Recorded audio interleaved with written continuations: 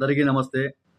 కడప నగర కార్పొరేషన్ మేయర్‌గా కొత్తగా నియమించబడిన పాకా సురేష్ గారి వల్ల కడప ప్రజలకు ఒక విషయం, ఆంధ్రప్రదేశ్ రాష్ట్ర ప్రజలకు ఒక విషయం. మొత్తానికి 2 విషయాలైతే బాగా అర్థమవుతున్నాయి.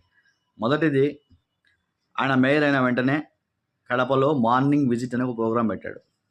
ఆ ప్రోగ్రాం వల్ల గతంలో ఉన్న మేయర్లు కూడా మన సురేష్ గారి పార్టీ వాళ్ళే ఉన్నారు కాబట్టి వాళ్ళు ఎంత అద్భుతంగా చేశారనేది ఈయన వెళ్ళడం వల్ల అన్నీ మన కంటికి కనపడతా వస్తున్నాయి, మనకు చూపిస్తూ వస్తున్నాడు ఆయన. ముఖ్యంగా నెహ్రూ పార్క్ కావచ్చు, ఆ తర్వాత వైఎస్ఆర్ సర్కిల్ అని ఒకటి చూపించాడు. ఆ వైఎస్ఆర్ సర్కిల్ అనేది ఏ సర్కిల్ అనేది అంటే వైఎస్ఆర్ సర్కిల్ కడపలో ఎక్కువ ఉన్నాయి. ఒక వైఎస్ఆర్ సర్కిల్ చాలా అధ్వానంగా ఉంది, ఎప్పటి నుంచో దాన్ని పట్టించుకోవడం లేదు, శుభ్రం లేదు, పాడు లేదు అని ఆయన చూసి వెంటనే శుభ్రం చేయించాలనుకుంటా. అంటే దాన్ని కూడా గత మేయర్లు కానీ ఎవరు పట్టించుకోలేదు. అంటే ఇంకా వైఎస్ఆర్ సర్కిల్నే పట్టించుకోలేని వీళ్ళు కడపని ఏం పట్టించుకుంటారు? అంతో ఇంతో కడప డెవలప్ పట్టించుకున్నారంటే ఒక ప్రవీణ్ చంద్ అనే ఐఏఎస్ కమిషనర్ గారు ఉండడం వల్ల కడప అంత ఇంత డెవలప్ చేసినాడు. ఆ సర్కిల్ కావచ్చు, రోడ్లు కావచ్చు.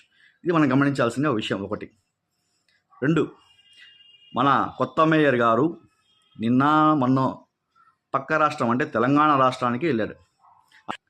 తెలంగాణ రాష్ట్రానికి వెళ్ళి ఆయన వాళ్ళ పార్టీ ముఖ్య నేతలందరినీ కలిసి వచ్చాడు. అంటే వైఎస్ఆర్సీపీకి సంబంధించిన ముఖ్య నేతలందరినీ ఆయన కలిసి వచ్చాడు.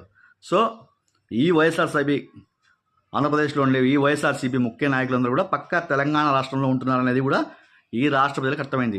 రోజు సోషల్ మీడియాలో కానీ కనిపించే వైఎస్ఆర్సీపీ ముఖ్య నాయకులందరూ కూడా తెలంగాణ రాష్ట్రం హైదరాబాద్లోనే ఉంటున్నారు అనేది కూడా ఒక క్లారిటీ ఇచ్చారు ఈయన. ఇట్లా 2 విషయాలు మన కొత్త కడప మేయర్ వల్ల మనకు తెలియవచ్చాయన్నమాట.